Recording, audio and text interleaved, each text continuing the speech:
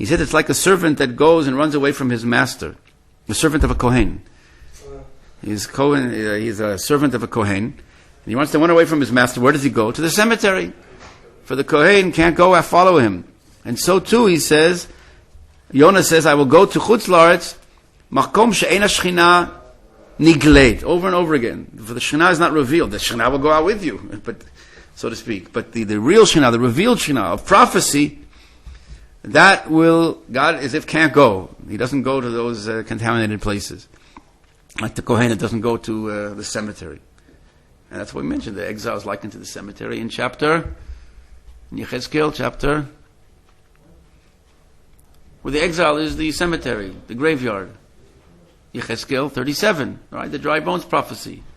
I'll bring you back all the bones and whatever. I'll take you out of your graves and bring you to the land of Israel. What is the grave? The graveyard is Chutz La'aretz, as we saw. The Malbim elaborates. The nation can't be alive. That's what I said. The Galut is defined by the destruction of the national framework. We have individual Jews. But the national framework and having the four main institutions that we're learning about, kingdom, prophecy, Sanhedrin, and the Beit HaMikdash, is only when the Jews in Eretz Yisrael. So we don't have all of those four yet, but we're returning. It's no longer the state of Galut. We now have the kingdom and returning to these levels of prophecy. And but the exile is like this graveyard. So I saw the parallel here of the king, the Kohen can't go out, and so too God, as if won't be revealed in the graveyard. So again, we see here the clear distinction here of the revealed. In other words, prophecy cannot be revealed and received outside of Eretz Yisrael. And so too the Gemara in Moed Katan, source number 3, and the second source in Moed Katan, like you see the number 3. On the Midrash Tehillim we learned before, how if you want to see the Shekhinah in this world, learn Torah in Eretz Yisrael. The ability that we elaborated when we talked about Torah in Eretz Yisrael, that to see the Shekhinah, the oneness, the divine presence, the ability to connect the white light before it's refracted, right? We discussed that special vantage point, the ability to cleave to that and to experience is only when you're learning Torah in Eretz Yisrael. But here the Gemara in Moed Katan Chafei, right underneath that, this is in the Talmud Bavli. Again, it's in small print, you probably can't see it. In the bottom there, the last few sources, the first few lines, it says about eulogizing this great rabbi, and it says, Haya Rabbeinu, 1, 2, 3, 4, 5, the fifth line from the bottom. Ra'oi Rabbeinu shetishrei lav shechina. This rabbi was so worthy, individually, great and lofty and perfect, mamash, where we mentioned all the different conditions you need for prophecy. He was worthy of receiving prophecy, shetishrei lav shechina. Again, the revealed shechina, the revealed prophecy, Ela shebavel gar marlei. But Bavel caused him. In other words, Bavel prevented him. What does that mean? Rashi explains that being in Chutz La'aretz, it prevents the revelation of the Shekhinah. He can't get prophecy outside the land of Israel, because prophecy is only in the land of Israel. So Rav Nachman, Baruch Chizdav Amra, the different opinions here. Who said this? It says, wait a minute. It says, Hayo haya dvar Hashem Yechezkel ben Buzi, HaKohen be'eretz Kasdim. It says Yechezkel received prophecy outside the land of Israel.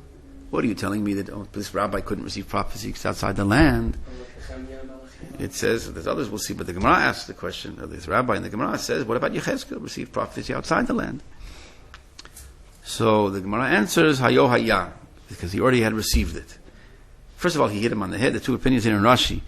What does it say? He hit him underneath the table. Tafachle avua besandale. He either hit him underneath the table with his shoe, like, what are you asking such stupid, questions in the middle, obviously. But he hit him under the table with his sandal or with his shoe, or he took off his shoe and hit him over the head, hit him over the head with his shoe. But he explains there, Hayo haya means, I said, don't bother the world with your klutz kashas, whatever. But Hayo haya means kfar haya, well, that was already had. He already had prophecy. Or, Rashi gives two explanations here. Hayo haya, meaning it was a one-time rare exception. The rule is that there's no prophecy outside the land, but this was an exception. I also can't read it, it's too small here. He already received prophecy in Eretz Yisrael, and therefore he can continue it. Remember, we mentioned the extension cord, right? Once you have received prophecy, you pull down, you made this connection, then it can be extended, continue it even outside the land. We'll see that also regarding the Sanhedrin. The receiving the ordination is only in Eretz Yisrael, but once you have it, you can now continue it, using it, so to speak, in Chutz La'aretz. And not you can't pass it on, but at least you have that having received that energy, you can now continue it. So too the prophecy. Yechezkel received it. Hayo haya. He had already had. He had prophecy in Eretz Yisrael, therefore he can continue it outside. We're allowed to do it. I wanted to finish it today, but so source number 5, we'll do quickly. The verse in Dvarim, it says, Navi b'kir b'cha me'achecha. I will mikir b'cha v'lo b'chutz la'aretz. I will raise up a prophet from amongst you. What does it mean amongst you? In your land, v'lo b'chutz la'aretz, not outside the land. This is again Chazal, the Sifri, the Midrash Halacha. And you see the Netziv, also the Ramban says this in Dvarim, that there's no prophecy except in Eretz Yisrael. The Ramban on this verse in Dvarim 18. But also the Netziv of Volozhin on this Sifri, he says, Perush b'chutz la'aretz lo yenaveh ad she'yavo l'Eretz Yisrael. One will not prophesy until he comes to Eretz Yisrael. Like it says in Moed Katan, page 25a, and in Mechilta, the beginning of Parshat Bo, the both sources that we saw above, right? Source number 4 and number 3, that the Netziv brings down. These are the classic sources. The Mechilta is the Midrash Halacha and Shmot, that there's no prophecy, the revealed prophecy, revealed Shechina outside of Eretz Yisrael, and so too the Gemara and Moed Katan. Also, number source, interesting, the bottom, the Mechilta in Parshat Yitro, yesterday's parasha that we read. Why did Binyamin have the Ruach HaKodesh in his portion? I think around Yerushalayim.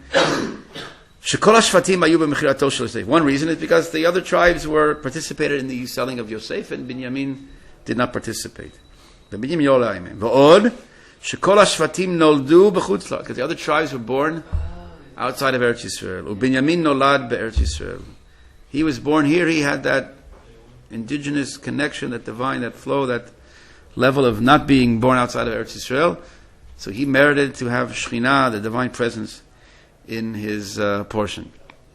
So again, what we saw now so far is this, how God determines and tells us through the Torah, the Chazal that we have, of how to meet Him, where the place and the geographical location is the ability to that man, the finite man in the finite world, can link up, and like we said in Ramchal, to connect to a higher dimension, a wisdom, a reality. And again, we're talking about not some fictitious theoretical thing. We talked about millions of prophets.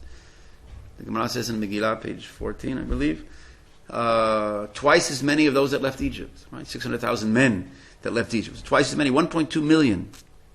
We had millions of prophets. In the first temple, Bichlal, there was, people used to come up and Aliyah Regel, it was the meeting the prophets, was this connection, this energy level. We said to meet a prophet, like Shaul met and just became a different person, just met this group of prophets. So just to have this charismatic, this flowing energy of these people, and there were millions of them. Am Yisrael produced and had millions of prophets. The Gemara says there that again in Megillah 14, where are all the prophets? We only have the ones that are written are the ones that are needed for generations, that have a message for the future, for all time, that are eternal messages. But other prophets, millions had local messages and other things. Shaul went to the prophet, whatever, and looked for how to find his lost donkeys. They used to go, people were sick, they used to go, but that's not the highest use of prophecy. But prophecy, this wisdom, this seeing of beyond the local. People still go to rabbis today. That special vision that is still available. We can talk about that. Or Eliyahu, the books that are written now recently of amazing stories of people that have not, again, prophecy, but levels of Ruach HaKodesh, of divine inspiration that is beyond the local understanding of the reality the confines that we're in, that most of our vision. Because if you purify yourself you get to this wavelength that your life is so in line with the divine. You're a continuation of that beyond the borders of space and time.